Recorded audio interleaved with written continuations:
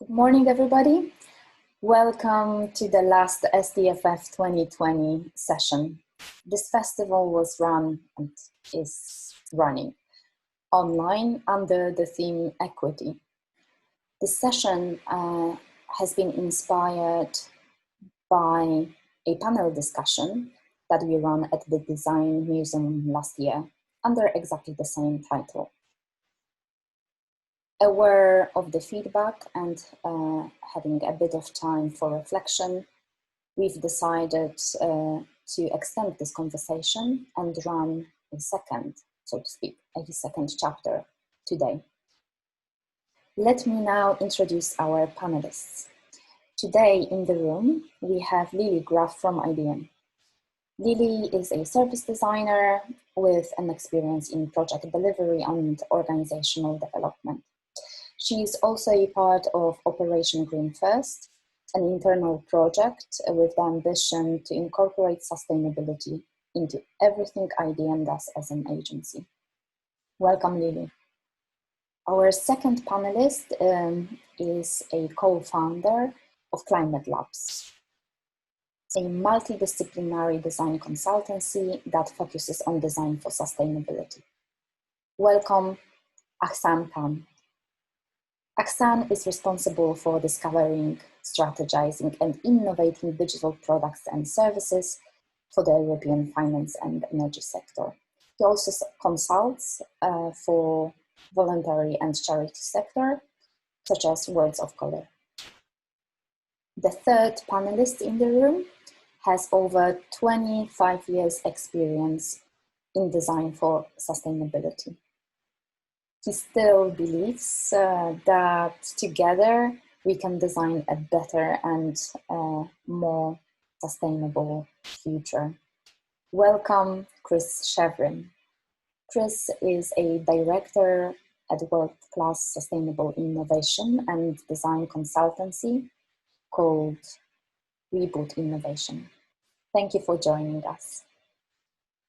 This panel wouldn't be possible without a major contribution from Rob Maslin. Thank you, Rob, and great to have you in the room.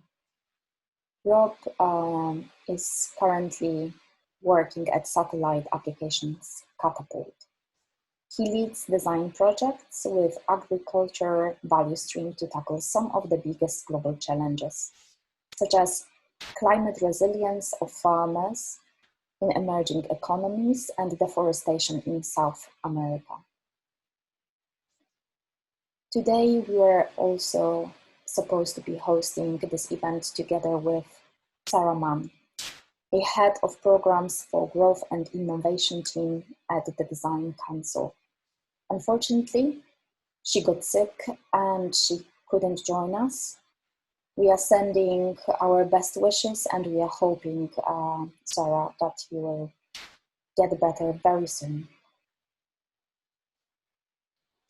Without further ado, I would like to give the digital stage to Rob. Rob, please take over. Yeah, thank you for agreeing to join us. Obviously, the audience, but also our fantastic panel, and as well as all of the staff and people organising the Fringe Festival, which is always a really important part of the service design calendar. And I think actually plays a really big part in the kind of the ethical conscience of service design and the service design industry. And you know, this is the second time we've run this panel in the last, you know, since Fringe Festival has been on in the last few years. And it's pretty obvious that the environmental crisis is pretty well established now, and that's really unfortunate because, you know, it just seems to be getting worse and worse, and we can count wildfires, rising oceans, extinction level biodiversity loss, and as well as COVID-19 and the problems that we all find with that, and actually that's even touching things like this festival and the way that it's being organised. It's disrupting all of our lives. And in many ways, more importantly, actually exposing many of the real inequalities in society So it's a very fitting theme for this year's festival to look at equity. The idea of equity is actually really embedded in the environmental issues that you find. And just to give you a couple of statistics, the world's richest 10% make 52% of the world's income, and they're responsible for 50% of the world's emissions. Whereas the poorest 50% only get 8% of the world's income and revenue, and actually only responsible for 10% of the emissions. So there's massive inequalities in the way that we live, and actually just trying to address this problem is going to address the problem of sustainability and the environmental crisis in the multiple different ways that it's seen and impacted, is going to make a big difference to equity and the way that we distribute power and fairness in society. The real question that I think that we can start to look at, and the one that I'm interested in today, is how can we as service designers start to play a role in finding a solution? And that means that we need to start finding the business, the work and the projects to tackle some of these issues. And I think that to date, service designers has probably not played enough of a role in that area. So I'm going to start with just trying to put this challenge into context and why it's important to service design. Can I go to you first, Hassan, and just ask why you think it's important for people designing services to be involved with sustainability? Yeah, I think that's a great question. So service design as an industry, if we were to actually put a carbon footprint on this, it's massive, right? I think Chris has got some stats around this almost. But the digital elements of service design that we design, these digital platforms that we're all involved in, obviously has a massive carbon footprint as well. I urge everyone to go and check out the footprint calculator. There's some really good visual ones online, and that really spins everything back on us, and then also as individuals, but also as a business, of how we work and how we influence some of our clients, what they could possibly be doing. Now, we know some of the servers these days are being hosted through green hosting, whether it's solar, tidal, or wind. And that's the shift that we're seeing now. And that's really, really important. The urgency is that, you know, we've only got 10 years left for the UN Sustainable Development Goals. The IPCC report, the Paris Agreement that was talked about, that Greta Thunberg has reminded us of the last couple of years, you know, that's stressing a lot of people out. In terms of the trajectory that we're on and our emissions, we need to be lowering that. And we need to be involved in projects that help lowering that, because that was meant to be happening a couple of years ago. There's a lot of conversation about net zero. A lot of businesses at a high level, like you talked about the 10%, but we've got, you know, the other percentage of the big polluters, and they're working towards bringing down their emissions to net zero. But is that enough? Now, some organizations have promised that they're going to do that within the next 5 years, which is really interesting as well, and it's quite ambitious. So the work that we do, we get involved, we end up servicing some of the bigger clients that work in this space. The UN are obviously urging businesses to work towards this agenda as well. And that's how we end up getting involved in these projects. So I think that's kind of where we are right now, and things will pick up traction. Okay. Can I ask you to build on that a little bit, Lily, from your perspective as somebody who's working in a very mainstream service design organization and that has actually started to pick up a lot of the sustainability issues. From your perspective, why do you see it as such an important space to be working in?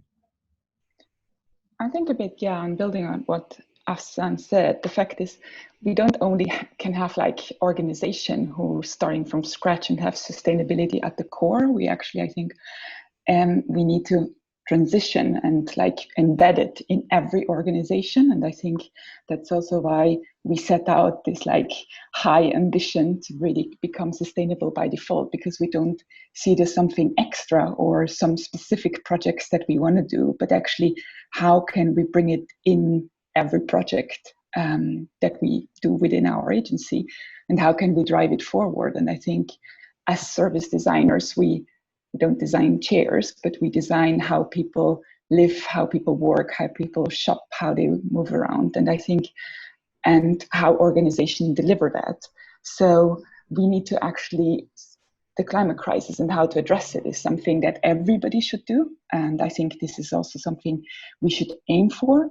And if in product design, like what I said, like 80% of the impact is done at the design stage, I think that is also true when it comes to designing services. And I don't know who of you just recently watched the documentary on Netflix, The Social Dilemma, which talks about the unintended consequences on society that like the Facebook like button or like the infinite scroll has. I think we really need to question how we design the services and the impact and the unintended consequences we have in our work, and not just on sustainability projects, as I said, like in every project that we do, and how we live and how we operate also as a studio or an organization.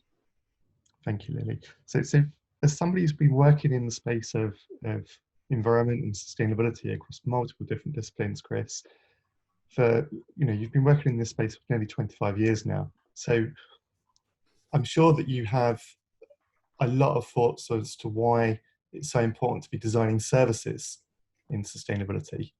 Could you give us a little bit of your thoughts on the importance of the service design industry from an outside perspective? Yeah, thanks a lot, Rob. So I feel slightly like a charlatan joining you guys on this call, because I work on stuff, things, usually kind of products and packaging, design and innovation. And I think if I look back a little bit of where almost the discipline of sustainability comes from, it's actually comes out of accounting and reporting. And actually the way businesses and governments started to do this 20 or 30 years ago was just to start counting stuff. And obviously the first bits that you count are physical things, very obviously. It's almost the things that you can measure, the things that you can see, your operations, your supply chain, your products. And I think, that what that's led to is that we obviously, there's been a sort of spike in understanding the impacts of stuff, products first. And I think it's probably no secret that it feels like certainly the sustainable design methods might be more advanced in product and packaging design than they are in services. And I think the reason is that by their very nature, services certainly contains a lot of non-material stuff, a lot of kind of invisible bits, the bits between the hard stuff. And I think that means that it's largely been ignored. And when we kind of measure the footprints of whatever the things that we produce, we tend to do it on the supply side. So if you check out almost every kind of carbon footprint calculator or sustainable living criteria, it tends to focus on things like how you heat your home, heating and warming your home, on the food that you buy, usually on transport, how you move around. And of course, transport's a little bit service focused, but certainly your food and your home feel like they're hard material things, the stuff that we can measure. And I think historically what we've done is we've ignored services. And actually the Carbon Trust a few years ago now did a really interesting bit of work where it started to look into consumption side emissions, just on carbon, obviously, and tried to move more into, I guess, a demand side view, kind of looking at the services that we use. We've got a service-based economy at 70 or 80% of all the stuff that's sold is, services rather than products. So it's really important to look at that. And of the top 10, kind of areas that they measured, obviously, food and, your home are still on there. They come in at second and third. I can't ask you to put your hands up or answer, but I can tell you what number one, the number one area on the demand side of the footprint of your life is recreation and leisure. services, right? It's not products, it's not the stuff that I do. It's actually the stuff that you do, right? Number 5 on that list, healthcare, right? We forget about all of those things. They're invisible. They're behind the scenes. You know, that's not food. You know, it's not the way you move around. It's health, and even in the top 10 is education, the education system. You know, how we're taught, how we learn, and I guess, yeah, kind of historically we've missed out all of that stuff. But it does, I think, even in numerical terms, you could get this data. It's freely available from the Carbon Trust if you wanted. It does sort of underline the fact that we slightly miss out services because they're a little bit invisible, but they're really material to the footprint of our lives. Thank you, Chris. And I think, you know, that's really interesting, because we're looking at the carbon impact, but there's probably another discussion to be had around the influence of those different services on and the knock-on effect on different carbon and environmental metrics as well.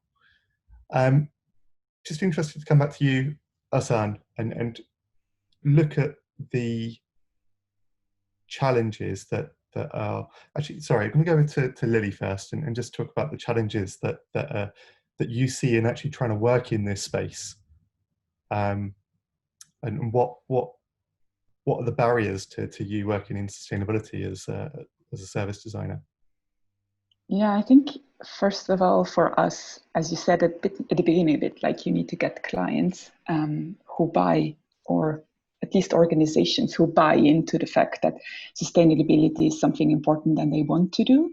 And I think it's actually, we achieved a good timing, because we have all those, you know, high achieving goals of becoming carbon net zero by 2030 or something like this, also like Capgemini has it.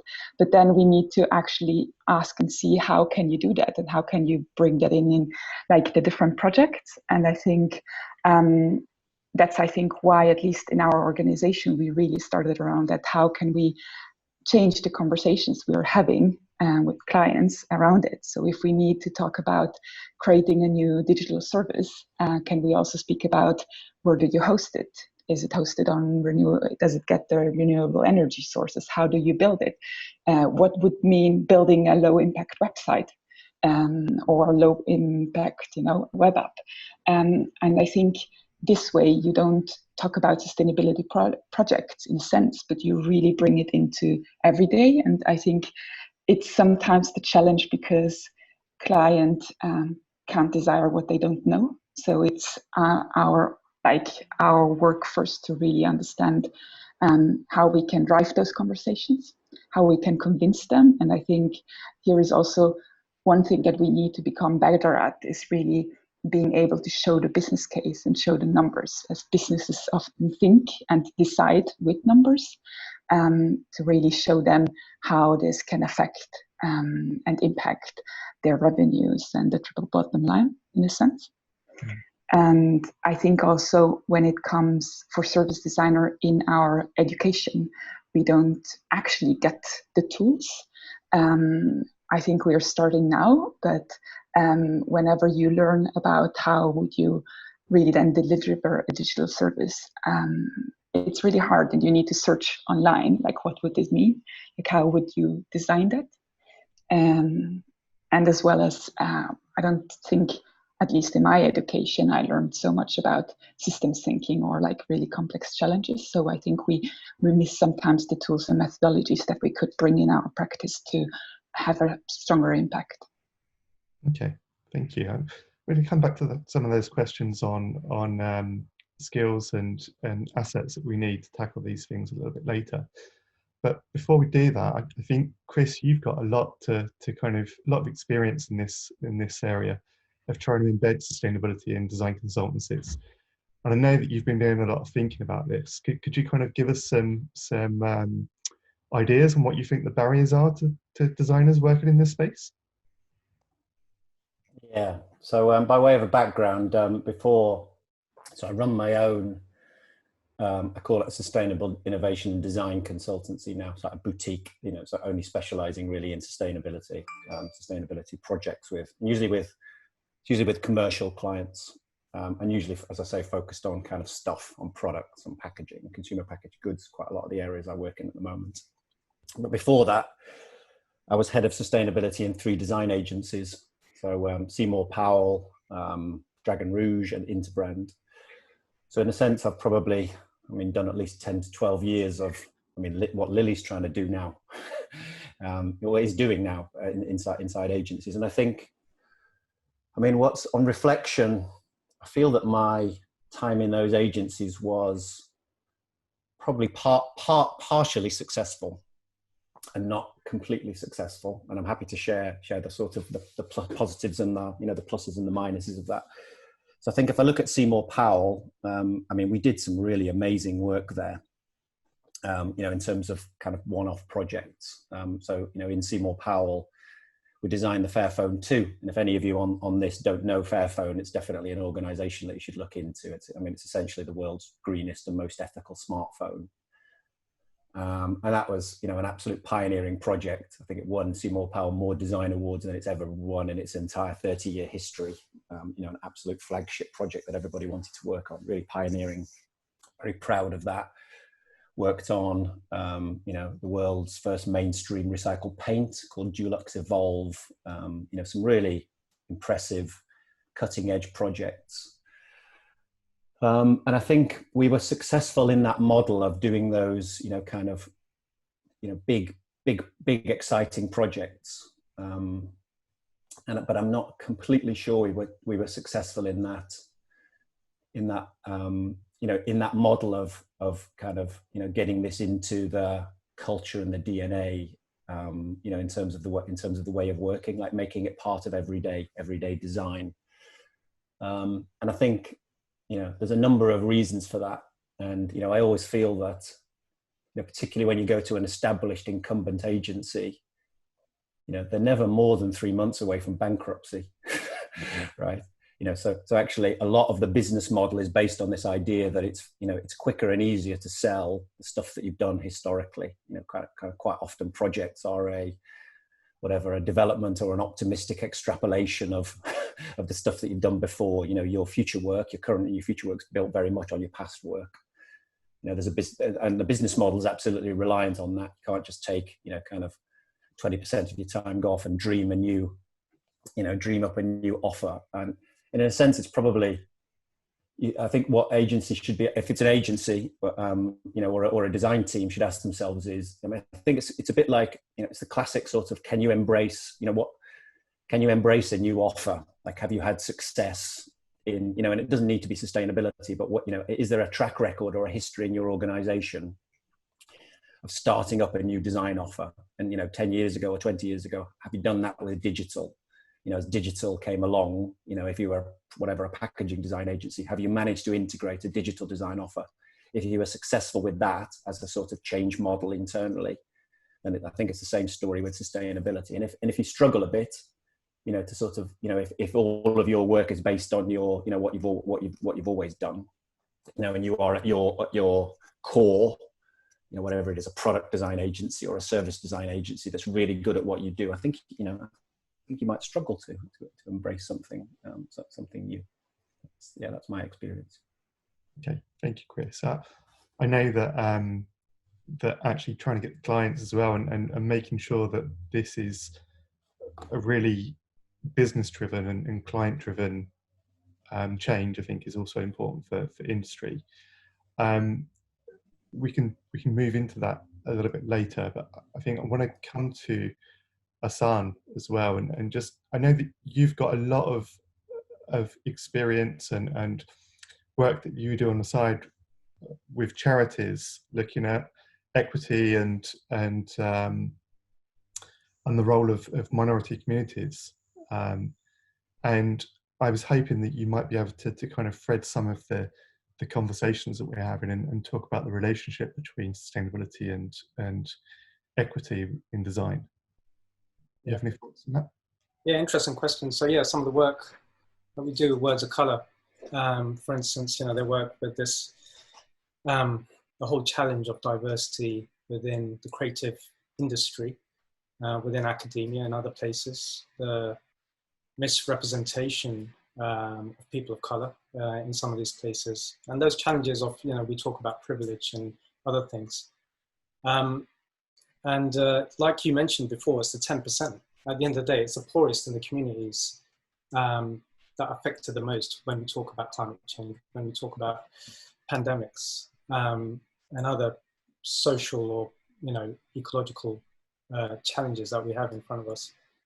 And that's part of, I suppose, that's part of the agenda that we're working towards, trying to bring that conversation by painting that picture, number one, by reframing that narrative, by bringing in those relationships and talking about the different complexities of culture and language that we have in front of us.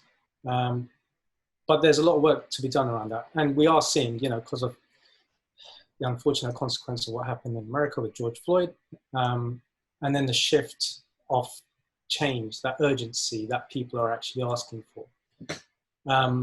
So that's actually started a wave, some ripples, but now a wave of change. A lot of people are asking for change. And we are seeing it happening from a systemic point of view now. The conversation is on the table.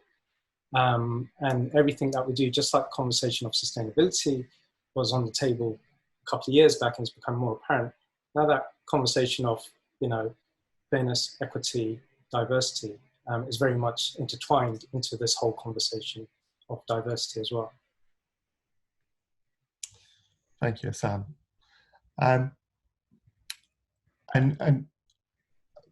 just interested in the role of representation as well, and making sure that we're able to bring diverse groups of people together to make sure that we're making the best decisions by having a representation of the people with power. And I'm sure that's something that you would agree with. And I'm wondering if there is how we link this back to sustainability and I guess progress within sustainability and service design. Is there any tips you have on being more inclusive within organizations? Yeah, one that always comes up is just like what we're normally doing. We're looking left, we're looking right, we're looking ahead of us, and we're seeing our circles, our bubbles, and if it's not diverse, then we need to do something about it. But that conversation is coming up more and more now, and we are able to see that we don't have to look that far to see people of color doing some really excellent work in this space. There's a podcast called The Climate Fix by Hassan Hussein. Really interesting work. He works for Microsoft as a developer, man of color, and he's bringing on all these other champions that he's talking about that are doing some really interesting work in terms of technology and AI for climate change, climate crisis. The other podcasts that we know of, How to Save the Planet, for instance, that's a really excellent one as well. And again, giving that platform for people to actually come together and talk about it. And obviously what we're seeing in the Fringe Festival right now as well, that that conversation is here in front of us, and we're able to really tap into some really interesting talks before ours, where we're giving these people the platform and having that engagement. Thank you. So just trying to bring this back to progressing sustainability in design agencies as well. Lily, I know that IDEAN have been doing a lot of work and been making a lot of good progress in embedding sustainability. Why has it become such a focus, and what's actually made the difference for you? How have you got traction inside your organization? Yeah, I think we're making progress, but sometimes it's a struggle and it's hard. I think also what Chris mentioned definitely applies to us as well. I think in short, a bit our story is that we started as a grassroots movement. So we had a group of passionate people who then got catalyzed a bit by the fact that our organization initially supported us to attend the climate strike last year, as well as inviting people from Extinction Rebellion in to give talks in our company updates. But then I think another thing was that we received a brief that was from a client that was a bit against our values, and we wrote an open letter to the leadership team and saying why we think we already had a blacklist of types of clients we wouldn't work with. And we asked actually to review this and to kind of see how can we actually adapt more and actually be true to the values that we were promoting. And the nice thing is actually that leadership really supported us and also wanted to drive this forward. And I think it then had the fact that what we learned is that we actually wanted first, we did a bit of a damage report to see how we are doing as a studio and tackle that. We reviewed a bit, the clients and the type of work we would like to do and how do we assess it. And I think that actually drives the core of where our focus is right now is really actually because clients pay our bill and they guarantee that we as an agency exist. So how can we put them at the core rather than creating theoretical frameworks or new methodologies and reinventing the wheel? There's actually so many good tools outside. So it's more like how can we also bring them in the work that we are doing. And I think also the third area is the fact that we wanted to expand our relationship and our network. So the fact that, yes, we don't have a history of projects that are where we worked on sustainability, but actually we are part of a wider global network and we are part of a community. So there are experts like Chris or Afsan out there that we can bring in and work together. And I think those were three things. And it wasn't easy because initially we just had regular lunch and learns where we would share our things, and that didn't really work. And at a certain time, we lost a bit of momentum. And I think what changed then was the fact that we have a shared ownership model. So every community of practice, there's some. I'm one of the Greenpeace champions, but there are many other voices and people who are driving it forward. Leadership team who carved out 10% of our time that we can dedicate to this. Especially if people are on the bench, we invest heavily in creating points of view for specific sectors and clients we're working with. And then I think also creating rituals and accountability. So the fact that for example, every proposal we send out, we need to report back of how we brought in sustainability as well as inclusion in this proposal, and if not, justify why. And we measure everything we do. So, for example, yesterday we had our monthly company update, and we give a report of how we are performing against our sustainability goals. And we have a backlog that really tracks all the action. And although that sounds like so many things, I think we constantly assess what is working and what it doesn't work. So I think for somebody who wants to start and doesn't have it as a core but wants to make the transition, I think what we learned is it's a gradual change. You start small. We started by offsetting, and then we started by reducing our carbon footprint, and then we're now thinking of how can we reduce the carbon footprint in our people's home, because we're not in the studio anymore. We will look at how can we make also our pension investments more sustainable. So there's so many things, and it just is a gradual change that is hard, but I think it's worthwhile. And I can see how we actually can drive it forward, not just with IDN, but also with the global IDN, and then our mother organization, just Capgemini. So we're part of a big network. Thank you. So, Chris, as somebody who's working on the outside, within design as well, but do we actually have the credibility to work in this space as service designers? Obviously, we've got some great people on this panel, but as an industry, Do we have those relationships, and who do we need to be talking to? Let me be a bit provocative here. I'll tell you a story, actually. So this is not from service design, but I think this is fairly symptomatic of where the creative industries are on sustainability, right? And I heard this one. So I went to meet a guy called Louis Lindenberg, right? So Louis Lindenberg is the sustainable packaging director in Unilever, right? So he's had that job for about 12 years, right? And literally, I know quite a lot about sustainable packaging. He's forgotten more than I know.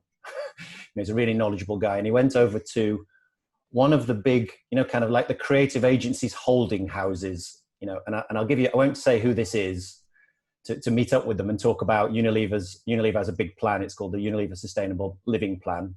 And this particular, kind of creative agency house, think Omnicom. So it's not Omnicom, clearly it's not Omnicom, but it's one of the others, and it's 3 letters, right? But I won't say who it is.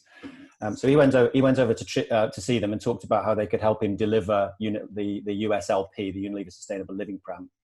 And he got to meet their head of sustainability there. They did have one, which is good news, right? And he sat in the room and, sort of talking to this person and the rest of the team.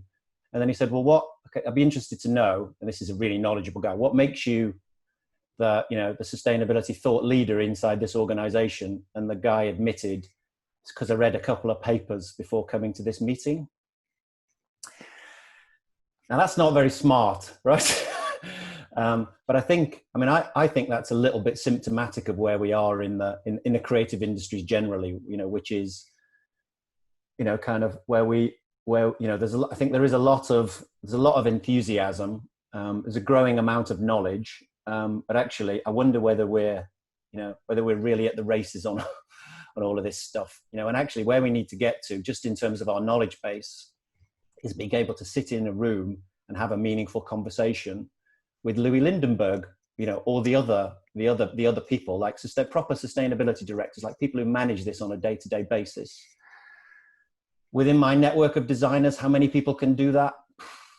Don't know. A couple of them are sitting on this call, but beyond that, I don't really know. I mean, I wonder. As I say, I kind of often say that I think the level of kind of knowledge, the average level of knowledge in the sustainability world is fairly woeful. If I look at the functions inside businesses, and a lot of business functions, right, are really starting to get their shit together on sustainability. So supply chain people being trained in all of this stuff, production people traditionally own environmental health and safety anyway, so they know all of this stuff. Finance teams inside lots of businesses that are taking sustainability serious are starting to do this. Design teams, you think they're on board on sustainability? I don't think so. So I don't think we have the knowledge, and as a result, I'm not entirely convinced we have the credibility. And I think there is a big job to do to get us up to speed on all of this stuff. So there's a really big challenge around building skills and making sure that when we add in sustainability, is that we understand how that changes the project and the different tools that we use. And I know, Hassan, you've got some really nice ideas on how to include the sustainability challenge into projects. Could you give us a little bit of few tips on your suggestions for embedding sustainability in projects? Yeah, well, there's been some really interesting exploratory work and research work around this space. And like Chris was talking about earlier on in the week, actually, like lots of different versions of tools of their versions coming out and spinning out. But Monica Chanel she's an anthropologist and UX researcher. You guys have been following some of the conversations on LinkedIn. She's been talking about how the shift from user-centered design needs to come to environmental-centered design. And she's been doing some really, really good work around that space. And just recently, she released a Medium post and some other LinkedIn articles about how we need to be able to look at nature and biodiversity as assets, and not just assets, but using them as personas. Now, normally as user-centered designers, we use personas, we make up people and think about what this type of person is like and what they do and what they don't like. But with nature assets, non-human assets, the data's already there. The United Nations has given us all this scientific data. Last year, we were presented with a huge study of over 500 scientists that worked on the unfortunate consequence of what's happened in terms of 1 million species at extinction. But there's some really interesting stuff that she's done with personas, that she's using all this real data from scientists, putting them into personas, and then being able to throw that into a sprint or into the conversation of a design sprint, or when you're having that conversation at C-suite level at least, to talk about these are the assets around us. This is what it likes, this is what it doesn't like. Acidification, coral reef bleaching, and all these other things, depending on what we're talking about. But yeah, we're seeing this as an interesting kind of pulling device to actually help some of that business case when we're driving that forward. Thank you, Hassan. Lily, do you have any further thoughts or any other tips that you could offer for embedding sustainability into projects? Yeah, I think just also questioning the brief, going through, and then I think it really depends on the problem you're trying to solve. I think sometimes if it's just a very digital thing, I think for us, we have an internal team who really looks at, what actually, what it means to design low impact, or what questions we can ask. I think, asking questions is always good in terms of really questioning what they're doing and what they're trying to achieve. And then another thing for me, it's also like for us is just really start small, start with a real problem, show them somebody else who did it and who was successful. Because when I spoke to a couple of companies, why they don't do and why they're there, they don't know, they don't see the value. But then when you show, somebody else did this or that, and then they see it actually, it can be done, and it's an inspiration. And then they often use those examples to bring up in workshop. We want to do something like, I don't know, another company. So I think that can be very helpful and useful. That's for now. Maybe then something else will come back into my mind. Okay, thank you all. So we're now, I think, going to go for a quick 5-minute break, and then we'll be back for a question and answer session with the panel. So if you have any questions, I think people have been adding them already, but are there specific instructions around this, Ava? Not really, no. Just take 5 minutes to hydrate, maybe take a bite. It's still the morning, so take care of yourself. Everybody, I hope you are all in the room. Before we start the second part, I would like to ask Rob if you, after the break, if you still would like to share something more with us before we start the Q&As. Such as? Something that came to your mind during the break, something that you want to maybe discuss with the panelists? I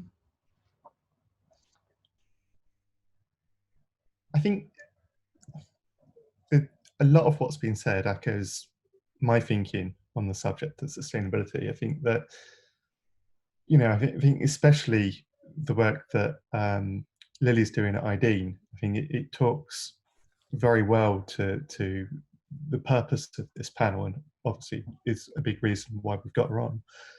I think it's in terms of the maturity of design and the path that we're on, maturity of sustainability in service design and the path that we're on, there's often a lot of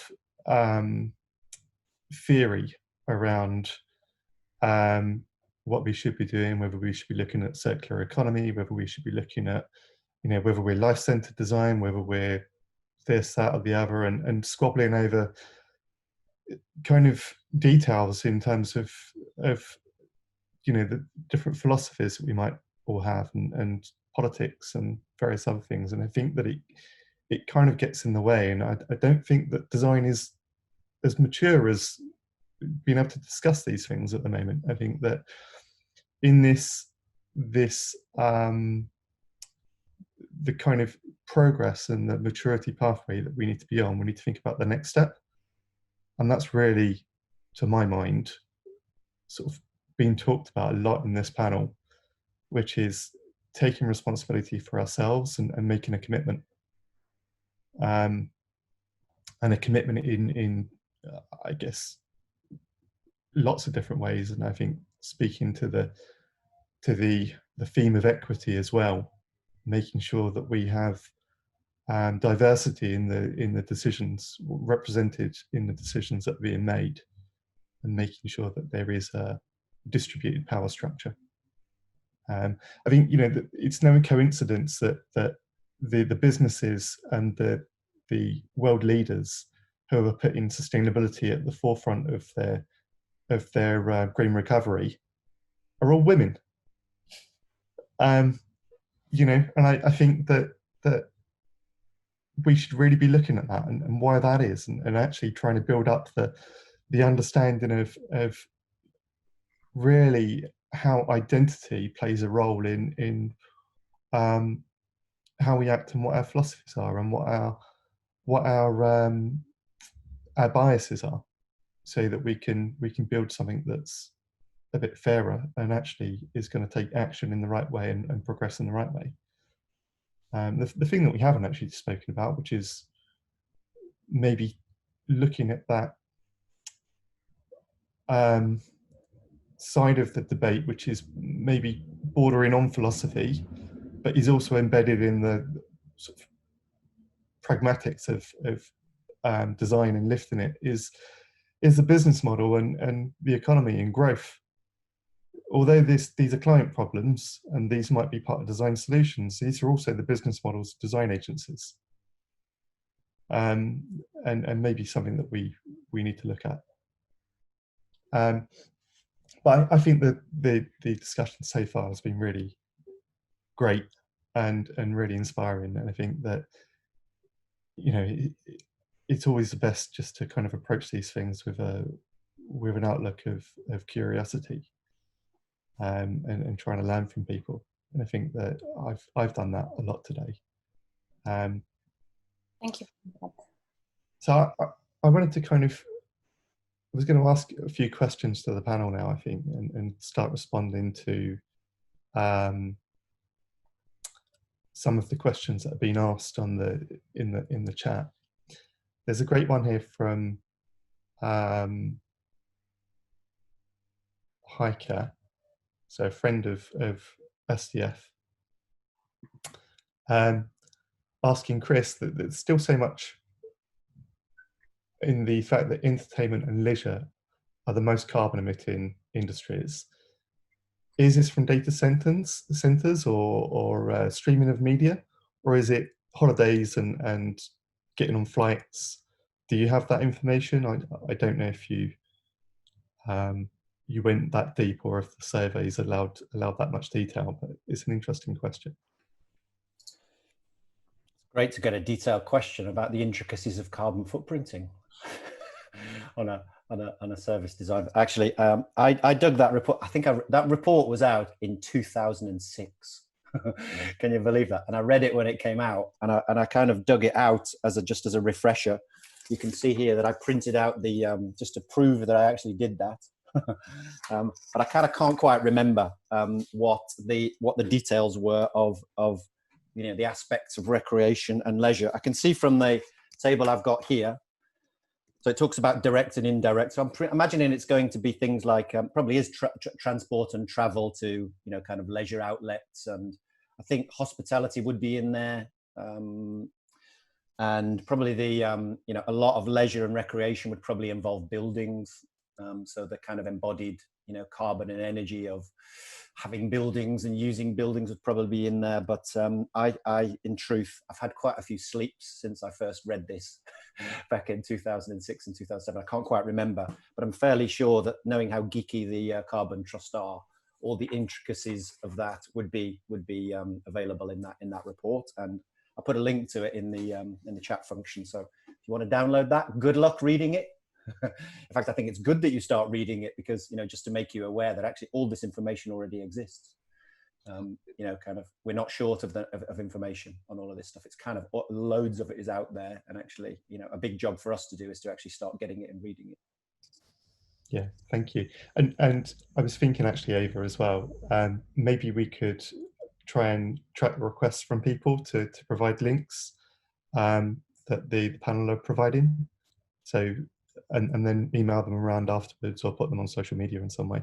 Yeah, absolutely. We are going to wrap it up with some, you know, a library of resources and things to read. So we are trying to share, but lovely panelists, if you have anything to add, please also add. And the same goes for attendees. Yeah.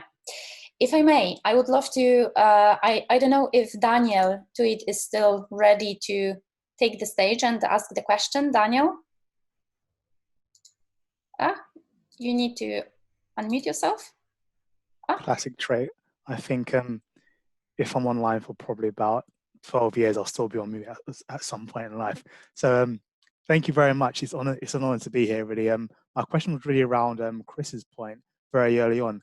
I've been lucky enough to work with a number of different agencies over the years around design, service design, and innovation in general.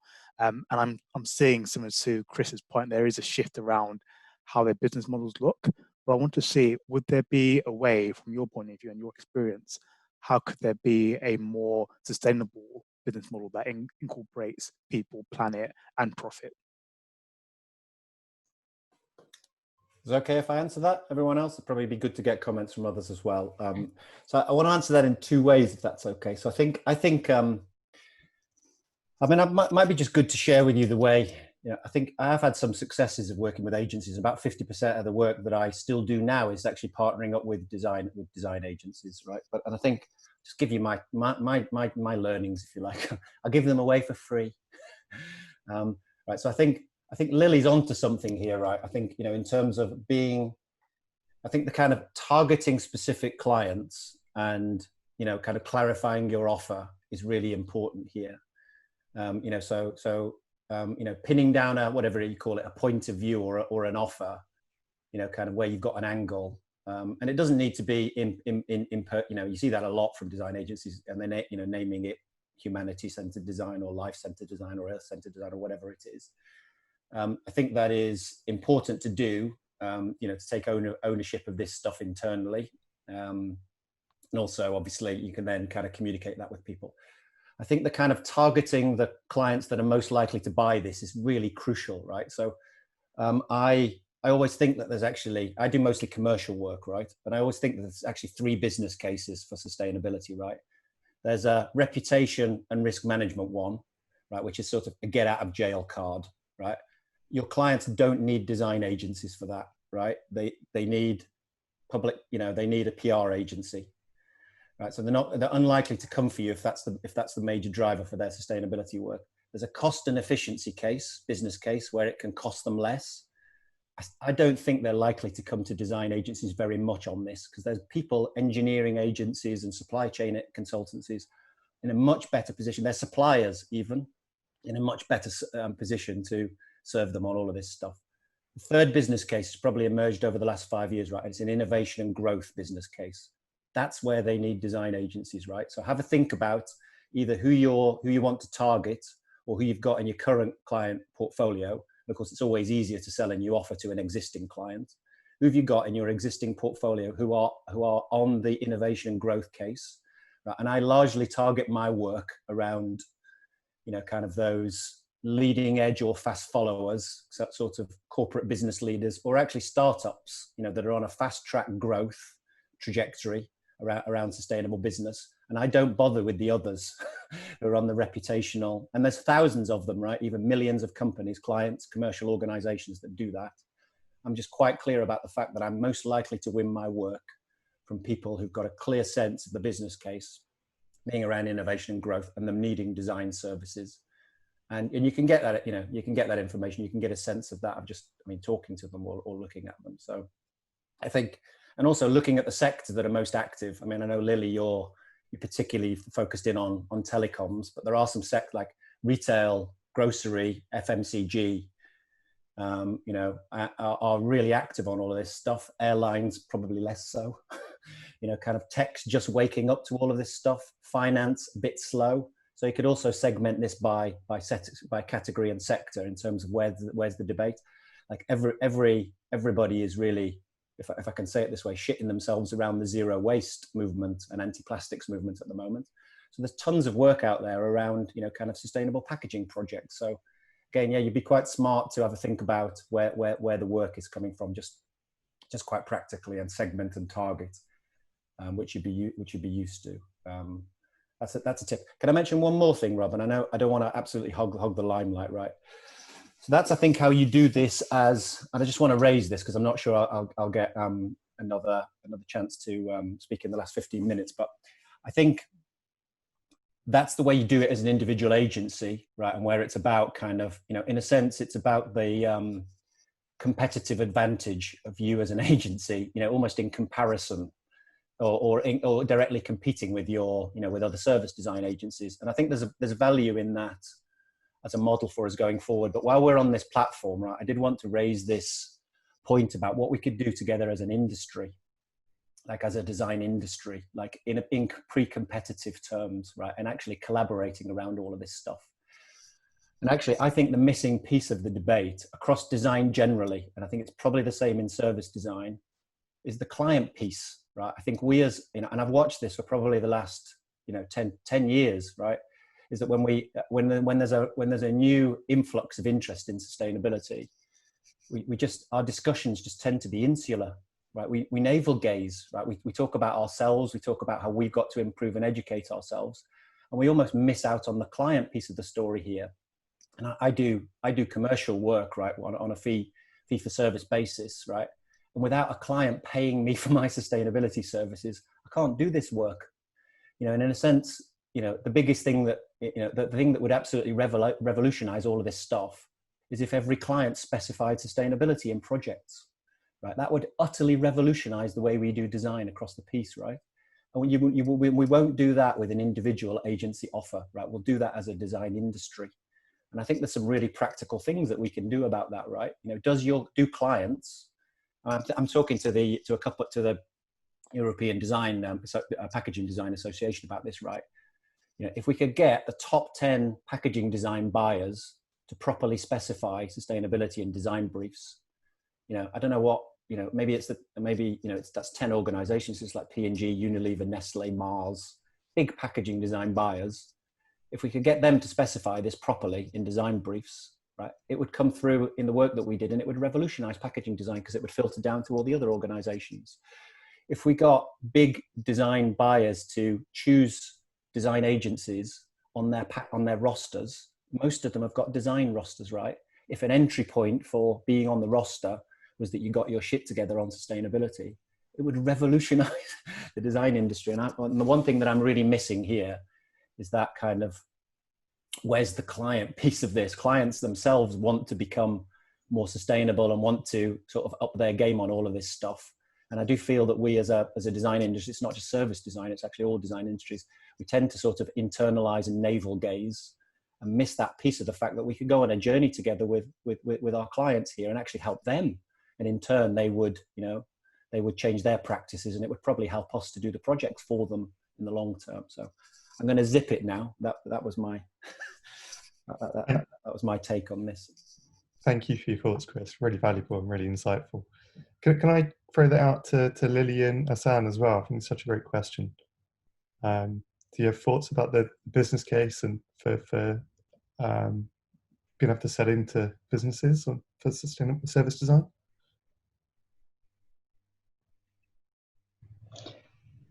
I think apart from the business case, I think Chris mentioned what's interesting is like that the clients need it. I think one of the things that also really bugs me, or like I'm thinking of, is it's also the consumer or our customer and the user, not just the business case, because at least in the last round of prototyping on the project I'm currently on, we try always, like at least in the last months, so sometimes where we can bring in concepts that have sustainability at the core, but unfortunately, often they are not well received by the customers who we test them with, because they might not meet like the core needs that we try to satisfy. And I think not just the clients and the design industry, I think everybody, we need to find like even ways of how to gain the awareness and how to make it something that becomes more attractive. And so apart from demonstrating the business case, I think we need also to think about how sustainability can become even more desirable, or like a request that customers have. Because I think there is still this big value action gap in which people just, when they ask, they say, yes, it's important to me, sustainability, but when it then comes to choosing what service they buy or use, it doesn't play such an important factor. And I don't have a solution, but it's something that I constantly think about. So yeah. Thank you, Lily. Hassan? Yeah, so I was going to say, so if you look at nature and biodiversity as an asset, and the asset that it has on humans, on well-being and everything else, then that's a way of actually looking at it through a lens of value. And that's the way we try to do it sometimes. I think last year, Kat talked about the Design Council and their asset-based community projects. So, you know, that the local assets, the local community building projects that we have, the opportunities that we have around that, how that engages local communities, how it produces assets of engagement. Obviously with COVID and everything else, it's these new challenges around us, but local regenerative programs,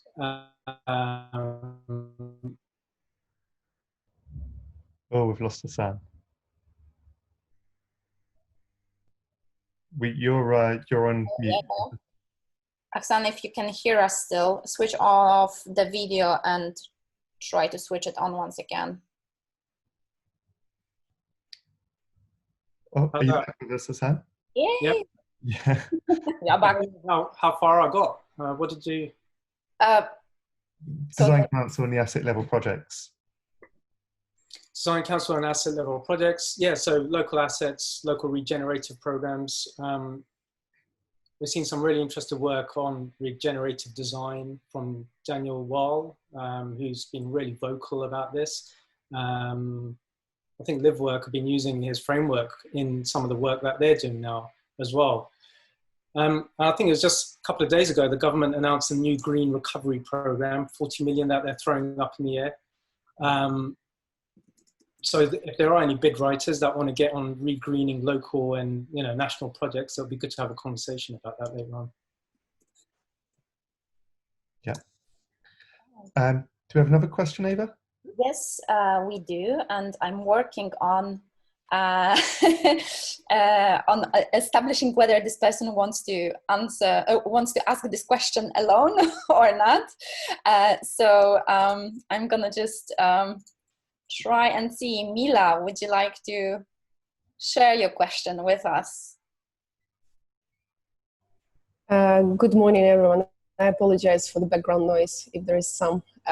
Quite a lot of familiar faces, and happy to see you all. Yeah, the question which I had was actually about some of the inspiring examples. So I work for the agency, and that's been on our agenda for quite a lot. And the question which I had, obviously there are big players in the world which lead by example, the companies like Google and the other ones who are targeting and establishing very high targets in being carbon free by a certain time, but certain year. What about any examples maybe of the smaller companies, or specifically UK-based companies that we can use? Because I know how powerful it is to point down to a specific example. And if you have anything from your experience, or maybe, obviously I have some of the companies, the agencies that I use in order to convince and to refer back to, but what about any businesses, especially in entertainment, for example, which is quite interesting to look at. And we work a lot with Virgin, and we work with BT, and we work with Sky, and all of those types of companies. They're quite big, but they're heavily UK focused, the ones. So yeah, if you have any examples, or not only entertainment industry, any other, but UK-based ones. It would be great to share, as I'm researching into that quite a lot. Yeah, that was my question, if you can share any UK-based examples. Chris, I know you have an appointment at 11:30, so if you have a response to the question? Gosh, you're asking a product designer to give you inspiring examples of a of service. I mean, I think. I mean, let me mention two, but they're unfortunately not in leisure. Sorry, one's in hospitality. So, I mean, I've got personal interest. This is an ex-client actually. So I don't know if you've come across Winnow. So Winnow is a very, very interesting organization. I wouldn't call them a startup anymore. They're more like a scale up.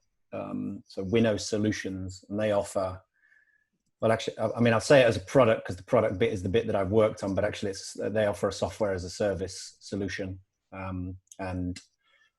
So they're tackling food waste in the hospitality industry.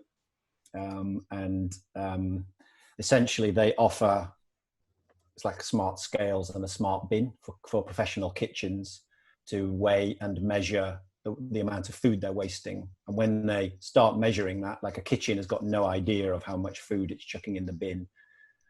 And when they find out, they're usually quite surprised because it's roughly equivalent to the entire profit margin of the food that they're buying. It's between 2 and 12% of all food goes into a black bin and actually they pay for it again to be disposed of.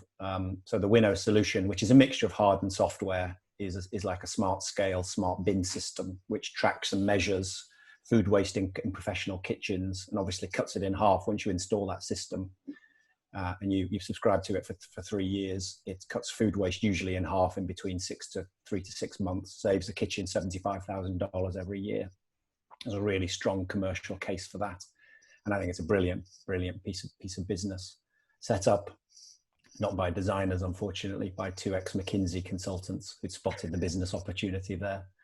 So that's brilliant. And then I really like Cup Club, in case you've come across this, and that's again probably more in the packaging world. If you come across Cup Club, is a brilliant.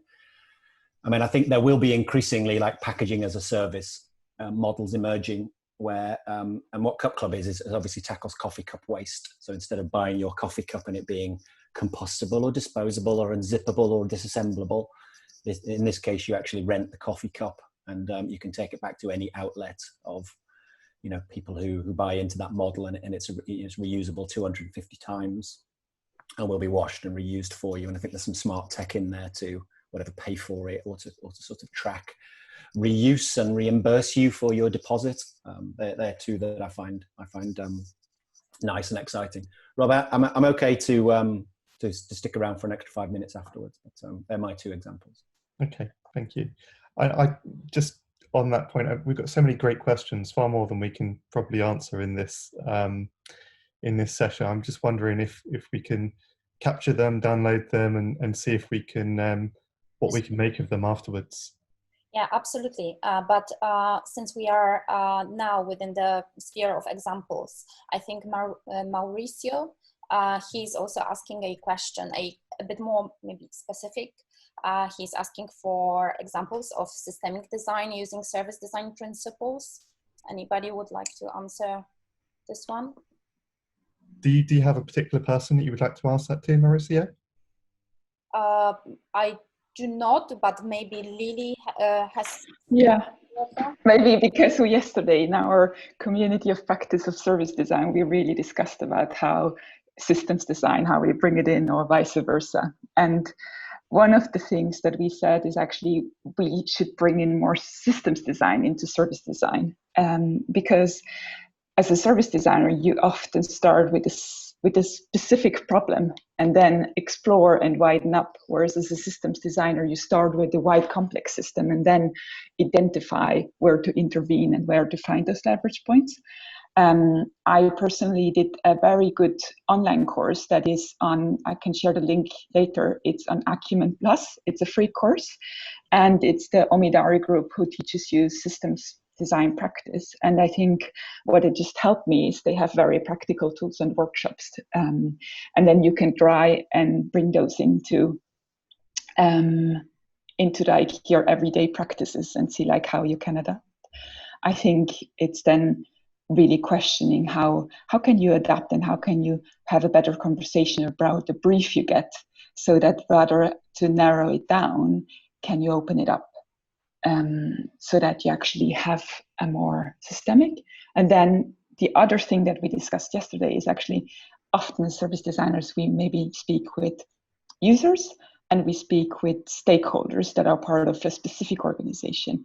Why don't you extend it and to experts in the wider field and bring those in, so that you actually apply a more holistic lens to the problem you're addressing?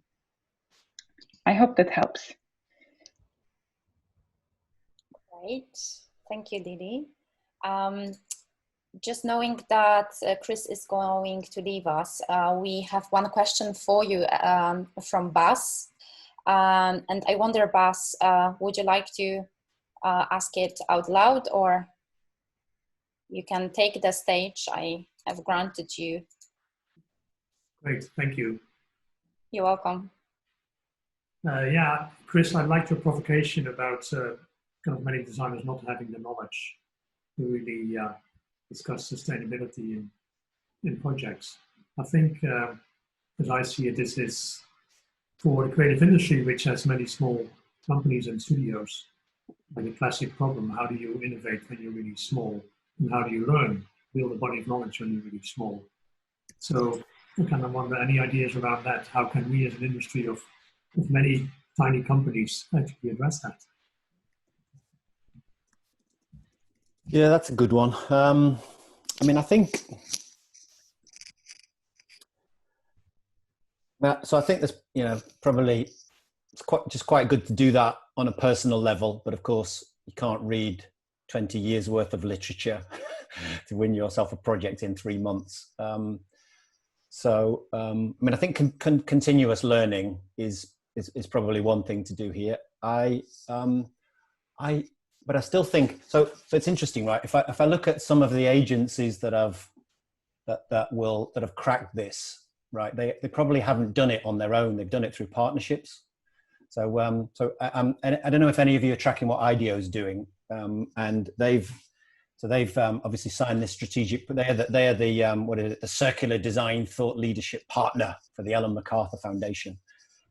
Most of you probably know the simple fact that you're on this call means you'll know the Ellen MacArthur Foundation, but Ellen MacArthur Foundation pretty much owns the circular economy debate. And interestingly, so I was on the charity side before I went back to creative industries. And I know that IDEO probably openly admit that this is probably their third major go at landing a sustainability offer.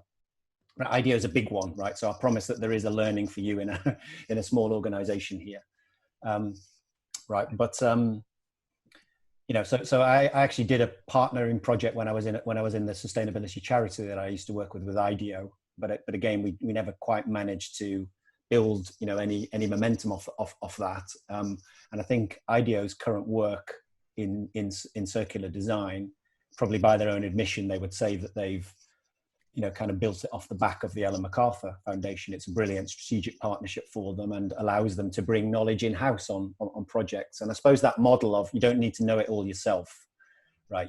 Actually you might advance your own thinking, kind of getting up to speed on the latest science of the circular economy. I mean, I do this every day and I can't keep up with the number of reports. So I think that idea of you might not need to know it all yourself. You could potentially partner up with somebody else. And obviously you're small, so it won't be the Ellen MacArthur Foundation, but there are others. There's a growing number of geeky sustainability specialists that actually they know how to count stuff, but they don't know how to change anything. They don't know how to design new things, and they don't know how to run innovation projects. It feels like that might be a good route for you to look at here. It's through advancing your own thinking and your own knowledge and your own practice through partnering up with others, rather than thinking you have to do it all yourself. Yeah, I think that's to my mind, there are probably three things that we need to do as an industry. One is build our credibility. Another one is build our skills, but also build our relationships. You know, service design is excellent at understanding that it doesn't have the whole solution. It's very good at gluing different things together. And I think maybe it's really around actually reaching out to the right people, building the right relationships who have the skills to bear on these problems. We've kind of talked a little bit about those relationships that Chris has, who we need to be talking to. But great question, thank you. Aware that you need to be leaving now, Chris. So thank you very much for your input, and it's been absolutely invaluable insights. And yeah, thank you. Normally we would be clapping out loud, but let's yeah, we can do that. Why not? Thank you for joining, and please stay in touch. Our goal is to extend beyond this session, and hopefully we can just you know, push a bit further. And as Lily always, as she was mentioning, small steps. This is what we can leave this session with, definitely. But yeah, let's keep upskilling our skills. Yeah. I mean, I think that idea, just keep in mind. So you know, what the metaphor I think I would use is, you know, so one model for changing this is that everybody goes off into their own work and does this individually, and then another change model is that sort of, you know, all boats lift in a rising tide. And I think, you know, kind of that idea that we could do something like, you know, design industries could do something together to advance this is one that's worth thinking about. And, you know, I wouldn't do that on my own, but I'm, you know, it is interesting to think about and maybe talk further about, you know, how to do something collaboratively and collectively that everybody benefits from in the way that I talked about earlier. I think that's a model that's largely been unexplored in sustainability sector, and it's happening in lots of other areas, particularly industry sectors, you know, like on packaging and on textiles and in other areas, like, you know, people are collaborating to advance practice, and maybe we should be doing that more in the design world too. I know, Chris, that you and I are both involved with different design institutions who are trying to leverage change in the design industry. So hopefully we'll kind of see some more progress on that. Is there a service design trade association? I don't know whether there is one. No. Okay. Okay, So, let's start one. So the Netherlands, Yeah. the Netherlands has got this thing called the KIDV, which is the Netherlands Institute for Sustainable Packaging. So they've got like a central in the country, a central coordinating organization just for sustainable packaging, and designers are in that, right? And we just, yeah, we don't have anything like that for, I mean, I don't know whether it would be for sustainable design or for service design, which did sustainability. I don't know, but we're thinking about, right? Yeah, and definitely is needed. Yeah, maybe I just wanted to mention there is Design and Climate, which is basically a community around different service designers that come from different agencies and organizations who have also a Slack channel that everybody can join, where you basically exchange best practices and hold each other accountable. Yeah, there are a number of different, not trade organizations, although there are, you know, within the service design network, global service design network, there is a Design and Climate chapter of that as well, which is led by San Francisco, I believe. There's obviously some work that's been done in government as well, which has been led by Martin Jordan. Forget the name of the organization now. There is a Design and Climate group, which is being led by Lucy Stewart from Snook. There's lots of different organizations who are doing this and trying to leverage change. It's often coming a lot from the grassroots rather than from institutions who have real power to kind of leverage change, especially with clients, design clients, and making sure that we're really opening up the discourse in the same way that this festival is. And I think that's probably what's so special about this festival as well. If we're going to disclose now, I think it's, you know, this is the second year that this talk has been running. And last year, these guys at the Service Design Fringe Festival made service design or sustainability a real central part of service design and the service design conference agenda for the first time, to my knowledge, and that's really made a difference in changing the discourse in the industry and making sure that it's not all about how do we bring clients profit, but also how we make the world a better place by looking at environment and society impacts as well, enabling us to upskill and think about the different skill sets that we need, bringing us credibility as an industry by putting it on the agenda, and helping us kind of build relationships by drawing the right people in to these conferences and allowing us to network effectively. And so, you know, I think it's probably really important to acknowledge as well, all of these guys who are organising this, they all have full-time jobs in addition to organising this event. They do this as a voluntarily, you know, they do this on their own time, basically. So a big round of applause for those guys, please. Well, thank you all. It means a lot, and we are doing what we can to get people together on a regular basis, because I think we are all struggling, especially those days, with a bit of, you know, so-called routine. But the regularity, this is what I believe will make our goal a bit closer to, you know, to realization. At least I hope so. Thank you for a great panel as well, and you know, Lily, Chris, and Hassan for agreeing to be part of this. Really great to have you along and to make sure that we're putting knowledgeable people into these discussions. And obviously everybody in the audience for turning up. So thank you all very much for making this possible.